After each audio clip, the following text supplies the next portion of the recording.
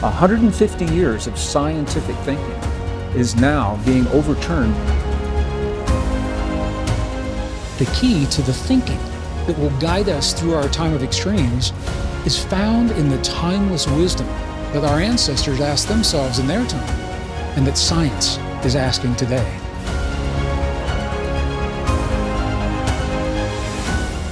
We are the product of something that is so mysterious in our past. We are literally wired for healing and longevity. It all begins with where we come from.